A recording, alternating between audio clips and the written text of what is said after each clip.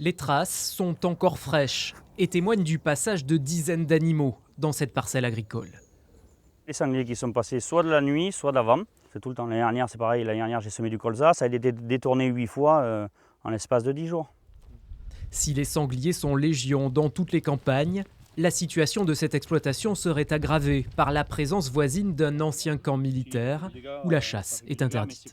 Le gibier qui est élevé ici, ça va directement se réfugier là-bas. Et la nuit, ça revient manger ici. 410 hectares, aujourd'hui propriété de la communauté de communes Île-Loup-au-Vézère. Ici, aucune chasse n'aurait eu lieu depuis 2019, la collectivité assurant que le terrain n'aurait pas été correctement déminé. Depuis l'identification formelle de ce risque en 2021, la collectivité a suspendu les battues et entamé un recours auprès du service des armées pour quantifier et éliminer ce risque sur le site, sans succès jusqu'à présent. Un motif qui ne convainc pas les agriculteurs. Moi, j'en ai parlé aux anciens qui sont venus s'entraîner dans ce camp militaire et tout ça. Ils nous disent que c'est pas vrai, quoi. Il n'y a plus rien. Donc, si ça avance toujours pas, eh bien, à quelques moments, on va agir. Ça veut dire qu'on va venir et on va écassouner. On va en taper du sanglier. Voilà.